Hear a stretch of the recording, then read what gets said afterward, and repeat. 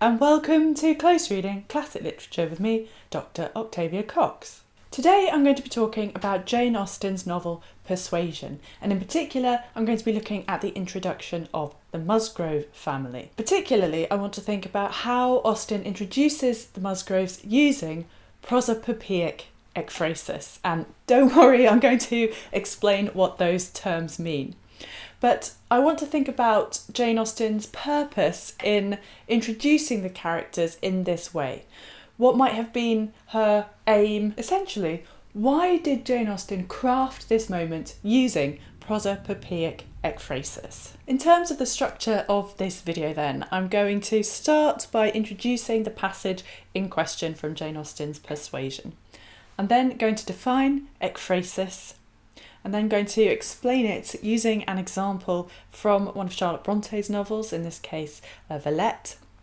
I'm then going to define prosopopoeia, and then I'm going to sort of bring it all together, and I'm going to analyse what I think Jane Austen was doing in the prosopopoeic ekphrasis passage from Persuasion, the introduction of the Musgroves, and why I think it's unusual and worth noticing, why we should pay attention to it.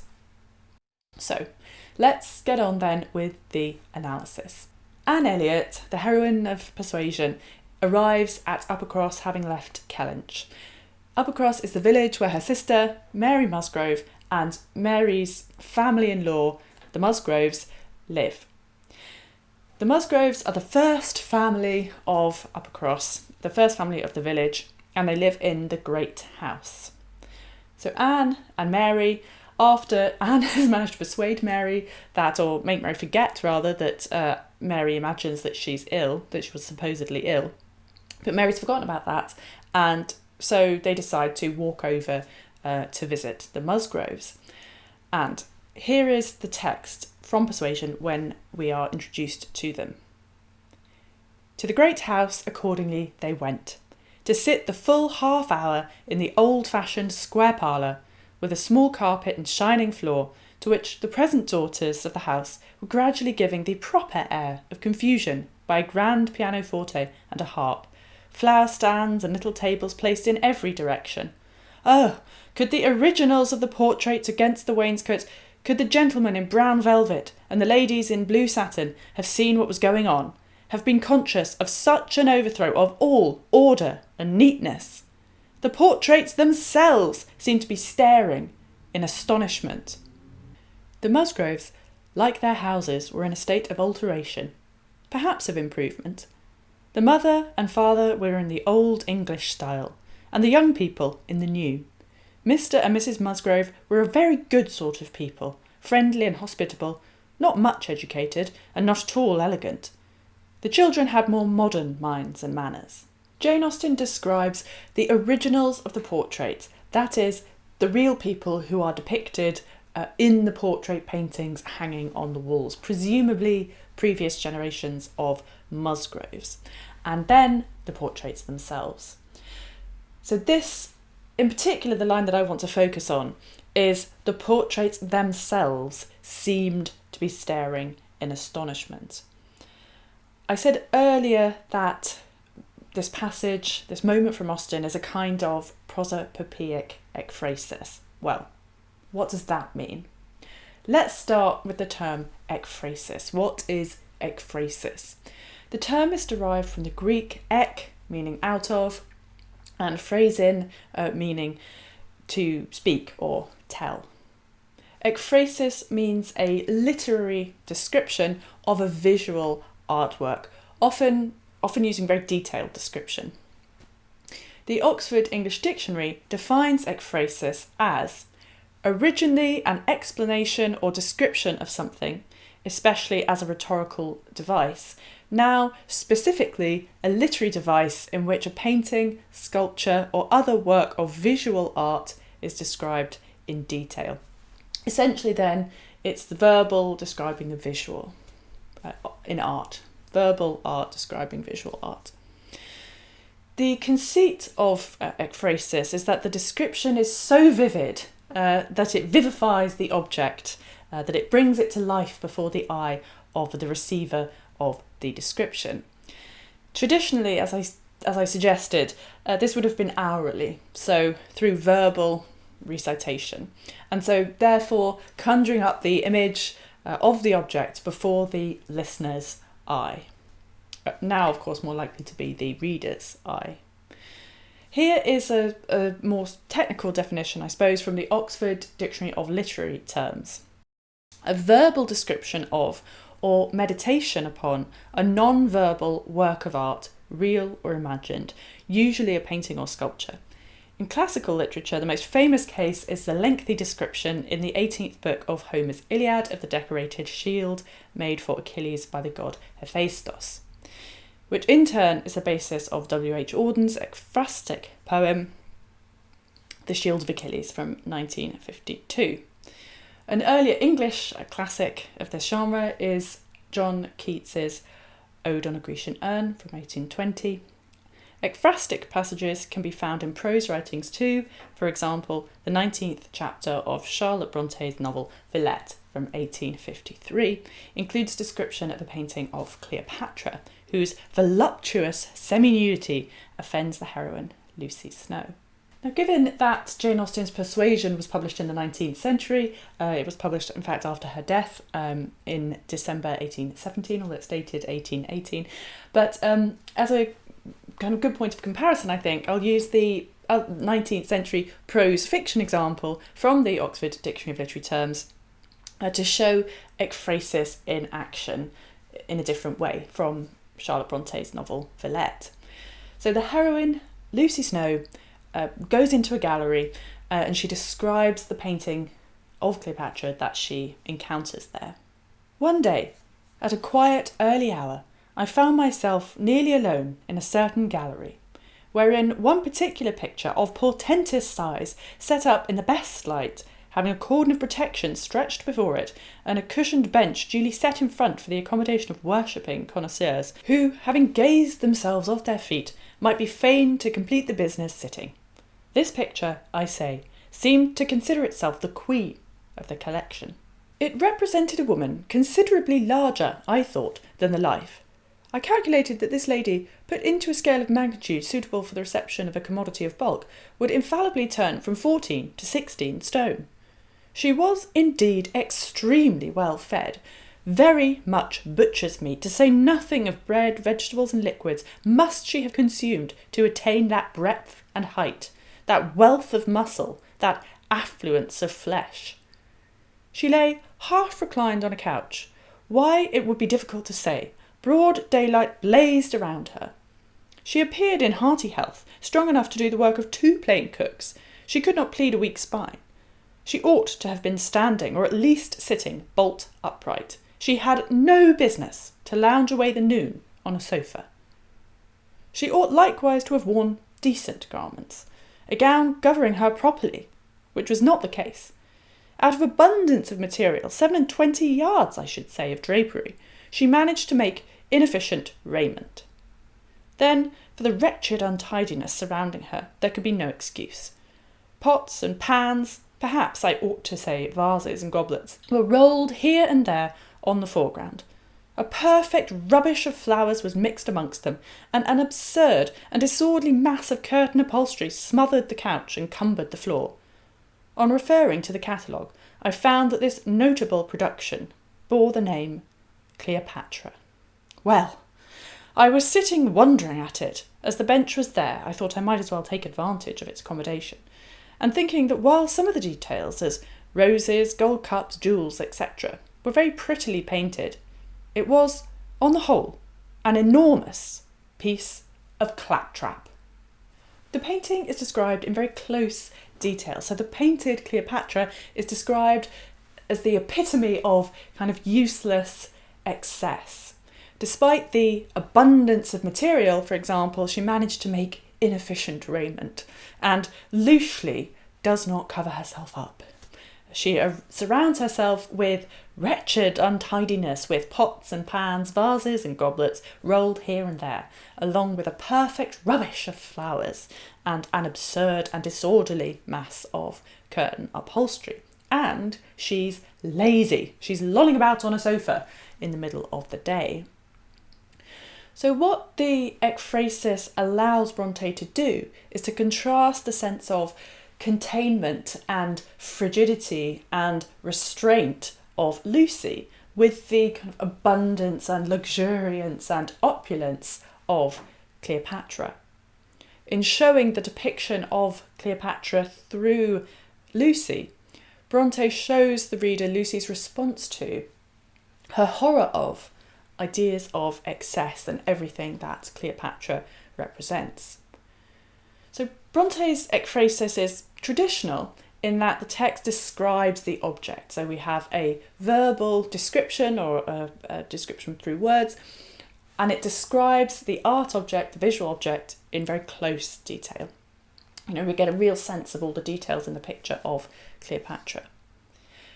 Now, let us return to Jane Austen and the Musgroves and their portrait paintings hanging in their old-fashioned square parlour in the great house in Persuasion. It's quite unlike Austen's narrative voice actually to have this kind of expression, this outburst. Oh, you expect it more in poetry or something, but it's rare for Austen's narrative voice. Oh, could the originals of the portraits against the wainscot, could the gentlemen in brown velvet and the ladies in blue satin have seen what was going on? Oh, have been conscious of such an overthrow of all order and neatness. In a sense that the O is through free and direct discourse, which I've spoken about elsewhere on this channel. The O is the kind of voice or the expression, the astonishment of the people in the portrait paintings. It's kind of taking on their horror at what they're seeing, at the overthrow of order and neatness. They are essentially the ones kind of crying out, could the originals of the portraits. The portraits themselves seemed to be staring in astonishment. Now, Austen, I think, is doing something additional with her use of ekphrasis. She combines ekphrasis, this close description of the portrait paintings. We know that they're, wearing brown velvet, and the men are in brown velvet and the women are in blue satin. So she combines the ekphrasis with prosopopoeic. So what is prosopopoeic? Very simply, it's the kind of classical rhetorical term for personification. So prosopopoeic derives from the ancient Greek prosopon, meaning face or person, and poia, meaning to make or to create. So prosopopoeic, to kind of create a feeling of there being a person. The Oxford English Dictionary definition of prosopopoeic reads: a figure of speech by which an inanimate or abstract thing is represented as a person or as having personal characteristics, especially the power to think or speak, an instance of this. And we very much get the sense in this passage from Austen of these art objects thinking. Oh, that's their kind of thought coming through the narrative voice. Austen's portraits are inanimate things represented as having the power to think and feel. The portraits themselves seem to be staring in astonishment. So that's the kind of emotion, the thinking and the feeling, the astonishment of these portraits. Although we might note the use of the word seemed here.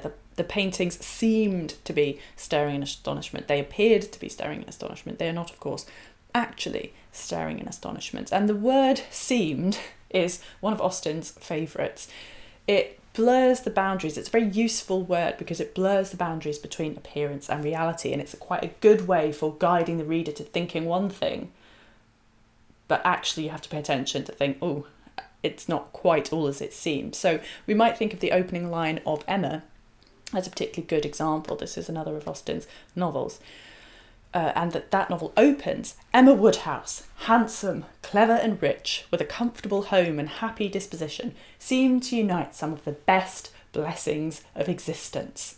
That's the opening centre of the novel. We seem to be kind of overwhelmed with all the ways that Emma has the best blessings of existence. She's handsome, she's clever, she's rich, she has a nice home life, she has a happy character, a happy disposition, all the best things possible in life. Seemed. seemed to unite the best blessings of existence. It's kind of easy to skip over the word seemed there, but in a way that's the most important word in that sentence. Really, the reader ought to be asking themselves in that moment, well, in what ways then does she not unite the best blessings of existence? If she only seems to unite them, she doesn't actually unite them, what's the kind of qualification there? Despite Austen's use of seemed, the portraits seemed to be staring in astonishment. The portraits in Persuasion are represented as though they were animated and responsive. So there's no prosopopoeia in Bronte's ekphrasis. There is no animation of Cleopatra at all. But in Austen's ekphrasis, the art objects seemingly react to the characters within the story. In Bronte's novel, Cleopatra does not react to Lucy Snow at all. There's no animation in Cleopatra. In Jane Austen's text, traditional ekphrasis of the Bronte type is reversed. So the paintings judge the characters, who are oblivious to the fact that they are being watched. So in Villette, Lucy Snow, the heroine, looks at Cleopatra. Here in Austen, the paintings look at the Musgrove characters, who we haven't actually met yet, but who we will be about to meet. So in Austen, we readers watch the paintings watching the characters. And I think this is a really kind of interesting extra layer of kind of a meta-artistic level, if you like. So there are other texts of this period that do have prosopopoeic ekphrasis, I would argue. So something like John Keats's Ode on a Grecian Urn, which was mentioned in the definition from earlier. The urn, the speaker of the poem, the narrative voice of the poem, is looking at the urn and sort of imagining what all the figures on the urn are thinking and so on. And there is some animation of the urn because in the final stanza of that poem, the urn speaks back to the narrative voice. Beauty is truth, truth, beauty. So there is an animation to the urn there. But that's a kind of two-way animation. You've got the speaker of the poem looking at the urn and feeling that the urn is animated back to the speaker. But in Persuasion, we've got something slightly different going on. So rather than that sort of two-way relationship, we've got a kind of three-way relationship because we've got the reader watching the paintings, watching the characters. And then we're also, us readers, will be then looking at the characters too. Bearing in mind, of course, that we haven't actually met the Musgroves yet, so we don't know them, in a sense, our response to the Musgroves might be conditioned by the prosopopoeic ekphrasis, by kind of filtering our response to those characters through the way in which the portraits respond to them. We are essentially kind of preemptively introduced to the characters by the portrait paintings hanging on the walls. And symbolically, we see the past, the old past generations of the Musgrove family's response to the current generation of Musgroves.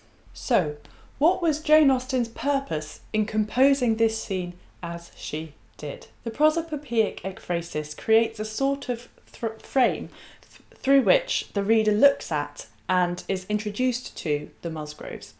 Austen creates a level of remove through which we assess the scene and the characters. We are not just, as I've said, viewing the Musgroves, we are viewing the art, the paintings, viewing the Musgroves. So a kind of really self-consciousness is encouraged by Austen's prosopopoeic ekphrasis because we are watching these personified objects judging the characters. It pulls the reader out of the immediacy of the present moment, of the novel's verisimilitude, so its lifelikeness, of its realism, and asks us also to look at, to judge, to assess the lifestyle of the characters being introduced and what those characters represent. Because there's this kind of, this being pulled, I think the reader is pulled suddenly out of the kind of immediacy of realism. You know, we're not just introduced to the characters, we don't just hear about the Musgroves, we have this kind of odd moment of being taken out of that.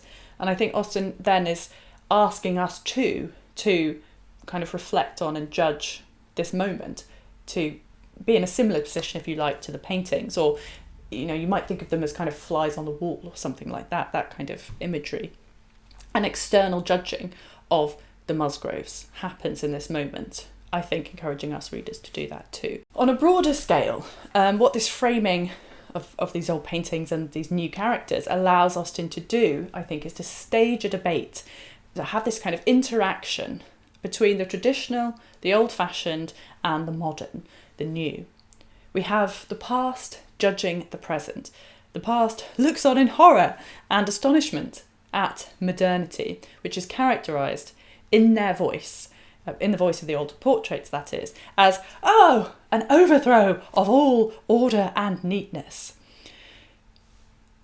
Some contextual information here I think is useful, some historical context. Persuasion is Jane Austen's only completed novel that she started to write after the Battle of Waterloo, when which the Battle of Waterloo sort of effectively ended the long wars that had been going on with France for the vast majority of Austen's adult life. The Battle of Waterloo was fought on the 18th of June 1815, and Persuasion was started about 6 weeks later. So Jane Austen started writing that on the 8th of August 1815. The novel Persuasion as a whole examines the post-war state of the nation and the changing nature of contemporary society. There's been this great big ongoing war that's lasted for decades.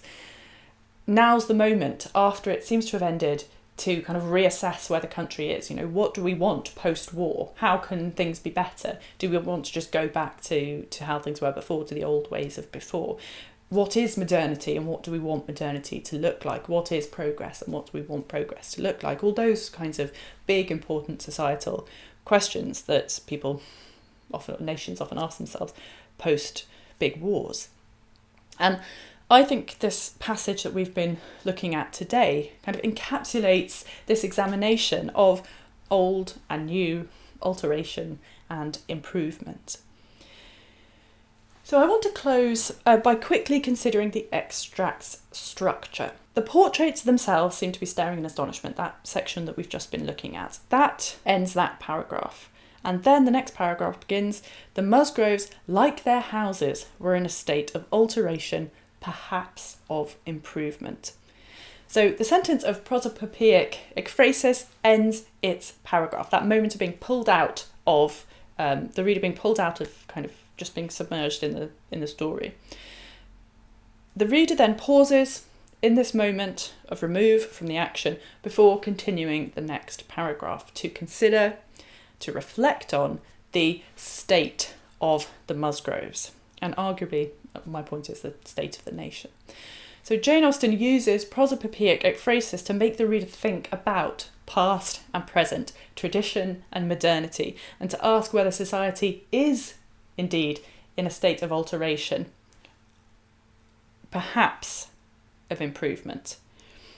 And I think that Jane Austen has carefully constructed this moment in order to make the reader really focus on the word perhaps.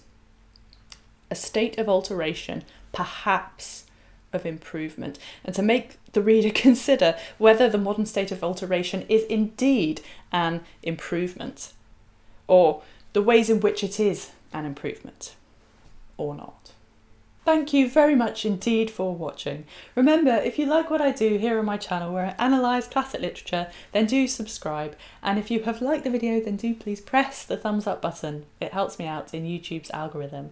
And what is your response to this passage of prosopopoeic ekphrasis? And can you think of any other examples of prosopopoeic ekphrasis? Do leave your thoughts in the comments below.